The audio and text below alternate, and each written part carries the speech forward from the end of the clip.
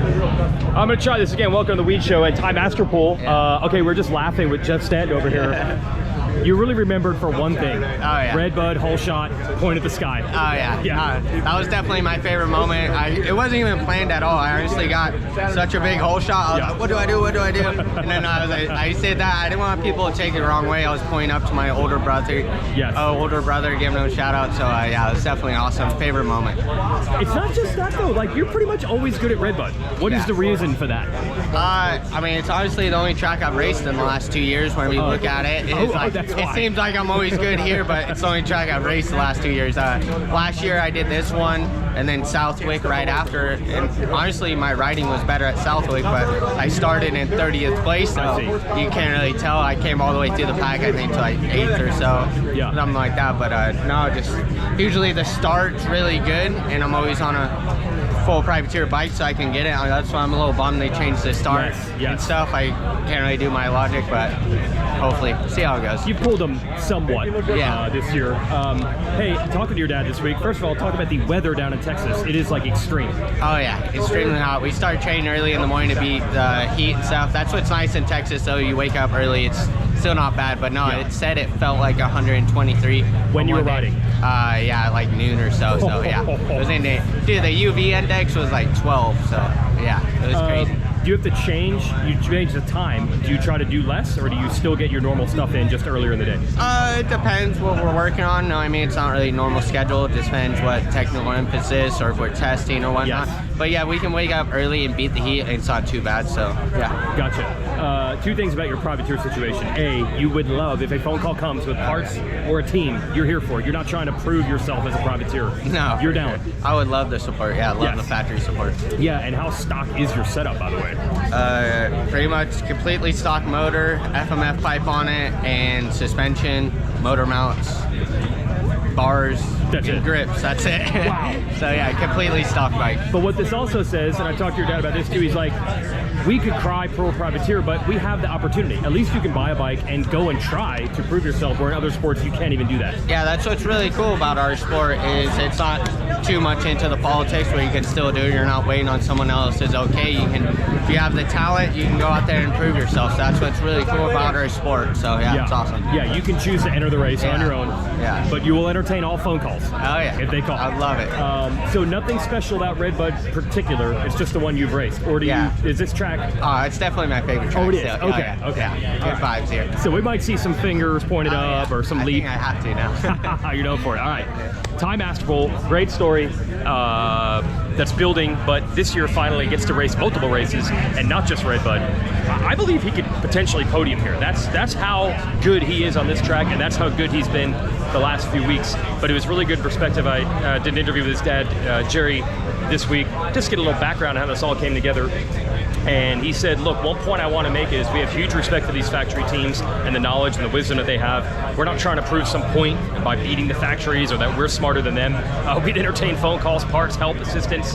And Ty's parents have a very accomplished background in alpine ski racing. When it comes to the biomechanics, the training, the physical side, riding technique, pitboard, that is their specialty, although his dad says that doesn't mean we're smarter than other people. There are other trainers that might even be better than us or as good as us.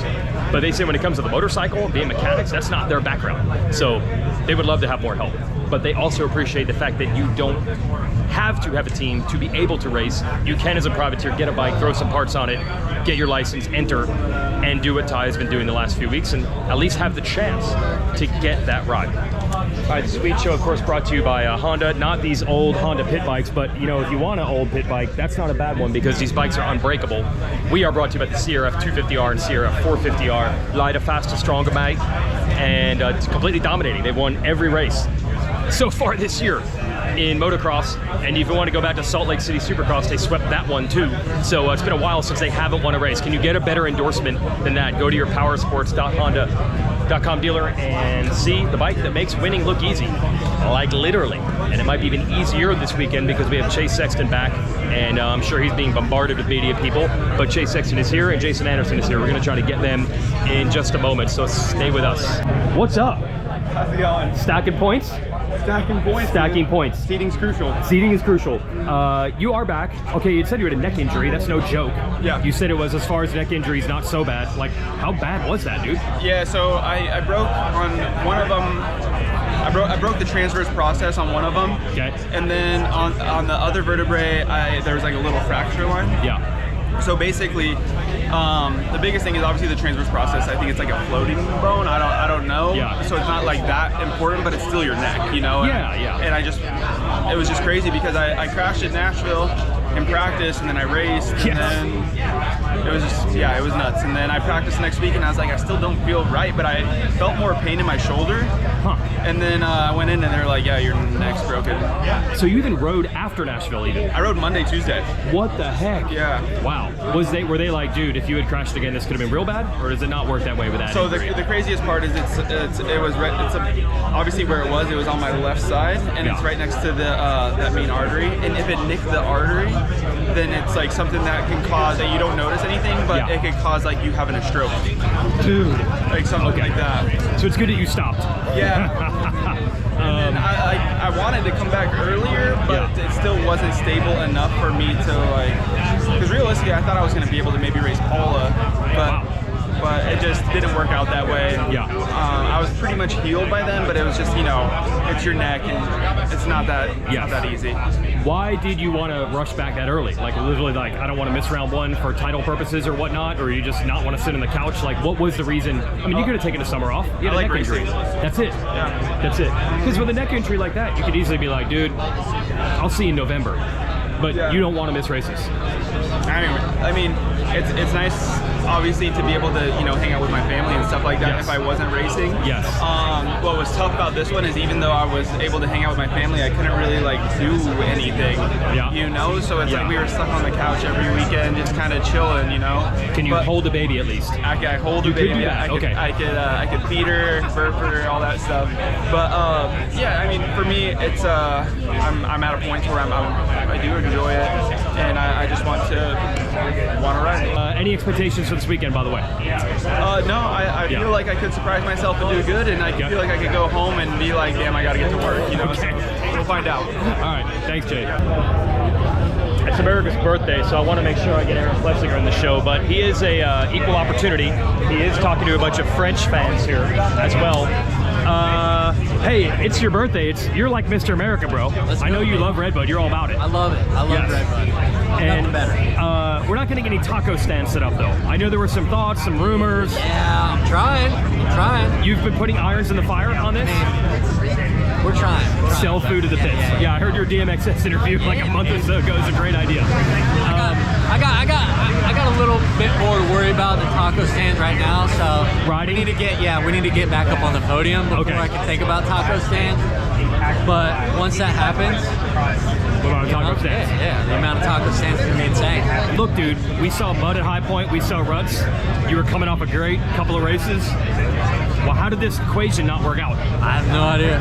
Really? I have no clue. Yeah, I couldn't tell you. It was just like those were your conditions, though, right? Dude. You would think. Yes, normally. Yes. Yeah, I was thinking too. Yes. Okay. But, yeah. I don't know. Will you can redeem yourself here? Yeah. Okay. Definitely. I know you got the spirit. You got the spirit. Strong. It's America's birthday. Strong. All right.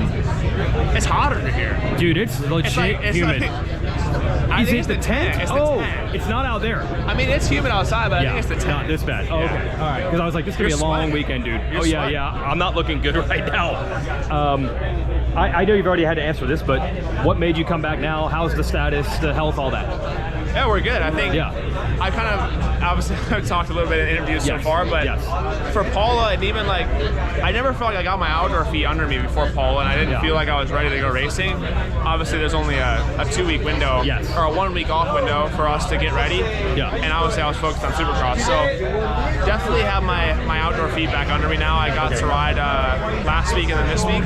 So as far as health-wise, I need to take time off for like obviously my head. That was the biggest thing, and I just felt super flat coming out of Supercross, and I'm not sure if that was just me not feeling good on the bike or not comfortable.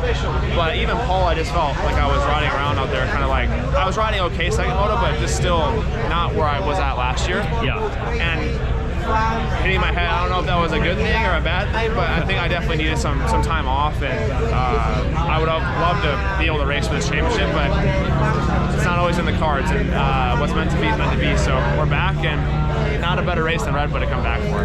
Well, yeah, that's a big reason I know you want to come back for this one. Did you at one point consider, I mean, mono is usually pretty gnarly. Did you once consider, like, I'm taking the whole summer off? Was that... Honestly, after I fell at Paula, I was like, man, like, I might just be out for the rest of the year. Not that I had to be, I was just kind of like, I felt just super flat, and honestly wasn't having fun riding after Supercross, and that's not where you want to be mentally. So, but after I watched one race on the couch, I was like, nah, we gotta come back. So, yeah, I just feel a lot better. I need to take time off for my head and stuff like that, and got some blood work done, all that stuff's taken care of now, and I think just really the Supercross was just really mentally taxing. Even just middle of the season, I think those crashes and everything kind of built up, and obviously the season ended how I wanted it to, but middle of the season it was super taxing on me, and I think that kind of paid forward into the outdoor series, and then but now I got some time to relax a little bit, and we're back where we belong. So this is the Supercross hangover that we talk about, in a way. Yeah, I mean, in a way, I guess you could say. I ended up crashing my way into it, but yes. No, we're back and definitely refreshed and ready to go. Okay, all right, cool. Thanks for racing. It's gonna make it fun. All right. Yes. All right, that is the story. Now we got Anderson and Sexton, and I got to ask you about this. You told me at Hangtown, Jose Butron, you guys are working on a sponsor. You got a sponsor. Yeah. Pulp MX. This weekend, enjoy us. Thank you very much. Unbelievable. Hey, your first 2 rounds were great. Yeah. It hasn't been as good the last 2. What's been the difference? Man, I was riding on a stock bike with a suspension I didn't like. On Thunder Valley, I point and struggle a lot because the track gets rough and bumpy. But last week we were working on a new suspension guide. Yeah. I'm very happy on it. Okay. We work a little bit on the bike. Yeah. And I think if we make good start, we can be back on the top 7. Is my goal. Like where you were. Okay. Yeah. So you're right. Those 2 tracks were way different in the first 2, and that was the big difference for you. Exactly. Gotcha. You've been around. You know how to fix it. Jose Butron on the Pulp MX Wildcat Racing. I have to say this on the show. I can't believe I have to say this on the TV show tomorrow. But Pulp MX has stepped up. What's up, boys? You're not a combine guy anymore. No. You're legit. No, we I'll stepped get to up. In a second. Yeah, you stepped up. How do you feel it's been progressing, Talon Hawkins? It's been good. We're just looking for a top 10. We want to get better every weekend. Yeah. So that's the goal. Came in with minimal expectations from the first races, but we want to get up there. I think it's time to put her up there. So you're feeling better, stronger. Like you're feeling it's coming around, getting closer. At the races, I feel a little bit better every weekend. Like a little bit of the nerves die down. Yeah. But obviously, everybody has nerves. This shit is gnarly. Yes. Racing pros is no joke. So we're working on it though. Okay. All right. It's gonna happen. And I have the same convo with you every week, Max Vohland. Every week's gonna be the week, right? Yeah. Like this could be it again, right? Could be.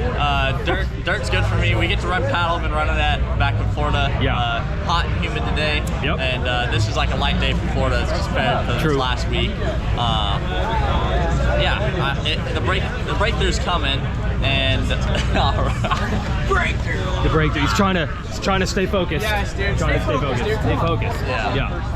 No, podium's coming. I mean, I had it at Paula, threw it away. Starts. It's not having this. Not having this. Starts. I'm gonna shoot you with him in the background. No, we've been battling. I was saying during the week. It's been me and him 1-2. We've been battling in practice. So if there's somebody who's gonna get on the box, it's between me and him. Okay. And if I do it, I want him to be right behind me so I can give him some taunts, give him some look backs, some points. Some points, some things that I used to do in Reflex, the video game. Oh, okay. So things are gonna get real, but I'm gonna let him be the test dummy on the LaRocco's lead. I have to let him hit first. Okay. See how it plays out. Okay. And then I'll use that to my advantage. So we'll see. So you will be out front for sure going over the leap in practice. And that's it. Last year once, I was all I got on our bike to hit it. I had perfect scenario. I hit it like third lap, second motor, they pressed the berm. Nobody's seen this, by the way. No one's seen it. No one's seen it. Not on video. And then now he's saying he hit it. So we don't really know if he hit it. He's just saying. It's just talk. We'll see. You're gonna follow me off it for sure. So you made it last year. He's gonna do a knack, taunt back, look back, tear off, throw. everything. Sicko mode. Reflex style. Yeah. So you are saying you hit it last year and it worked? I did once, but it was perfect scenario. Perfect scenario. There we go. We did it, baby! Exactly like you planned it. Hey, you followed him right over. I told you. I needed a test dummy and then I got it. You got it. All right, we're gonna wrap this show up. Riders are gonna go out. I'll try to intersperse some footage as they go ride. It is also the 50th anniversary of RedBud, so congrats to the Ritchie family, Tim and Amy, the brother-sister combination who take control of the reins. Their dad, Gene, started this place.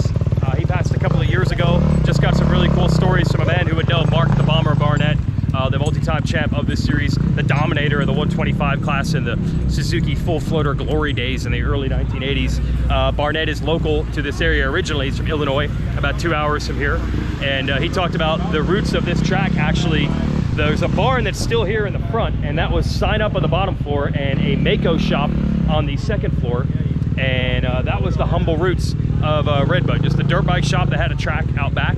And then I talked to a couple other legends who will be here about how the track has evolved through the years. We all know the dirt has changed quite a bit. It's now so soft and sandy. It used to be super hard packed back in the day. But Barnett says it still was the best track in the area even back then. Now it's just even better.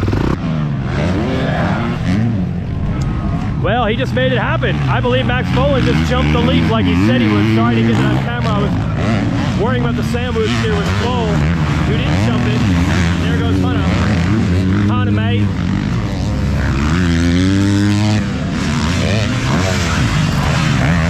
He jumped it.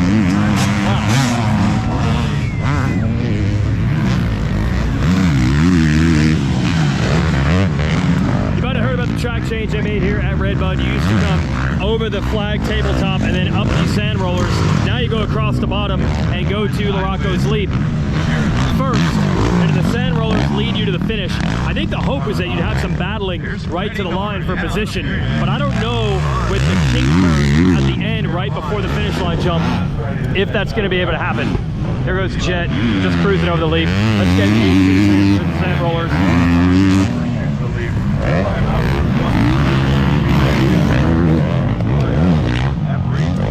I don't want to see someone going into that tree in a last-ditch effort, like, say, I got like RJ Hampshire, who you know is going to send it down to the line, and he's got a shot to make passes late in the race. There's Masterpool. There's Jet. Gosh, that's pretty right there. They're jumping out of that bump. Look where they're jumping from. Look where they're jumping from. There's basically nothing. Basically nothing to jump off. There's Sexton. He just did it. They're jumping. I'm going to say that's a 6-inch high bump with ruts in the sand. Just the bottom of that rut is enough of a knuckle to get them on top. Everybody's doing it. Vinny Lou Hobie just did it. That's not a factory only line. There's the Pulp of X-Wall Racing Butron.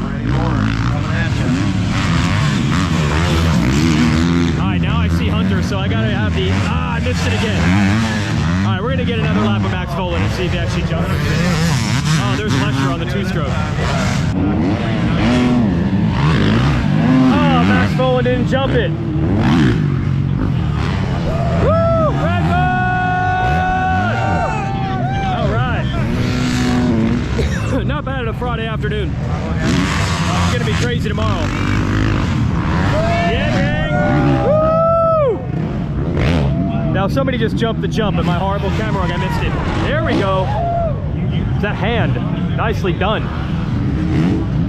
So what Tim Ritchie told me, so everybody's thinking, there's Norin, hits the lead. Oh, he hit a one-hander. Come on, RJ. You're not even close. That's not gonna do it. Gosh, RJ. Yep. None of that looked right, but he still jumped it. RJ's gonna RJ. Here's Steve Swoll. Looking at the crowd. The assumption was because they had a longer, straighter run at the leap, it'd be a lot easier this year and everyone would jump it, but Tim Ritchie actually built this corner to be an off camber. This corner is going crazy today. Look at that. Sexton not jumping in. Anyway, there's less run, I believe, from the corner to the jump, and it's an off camber on the inside. So it's not going to be any easier to jump in either with this layout to actually take it that way. See Sexton here. He just jumped it from the middle. So much for the off camber mattering if you're Chase Sexton on a factory Honda.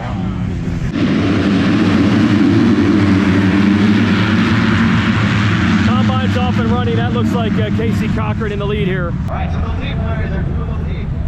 Cochran and Mason jumped the lead on lap number 1. All right, we just heard Casey Cochran in the lead and jumped LaRocco's lead. This is great video coverage here. Now Cochran, this is interesting how the ages time out. He was actually a 125 guy. Then this year he's a B rider, jumping onto the 250 for the first time. Eventually you'll see him there battling that Deegan, Hymas, Rider D type group. But right now he's trying to do what Deegan did last year at his combine, and that's get away from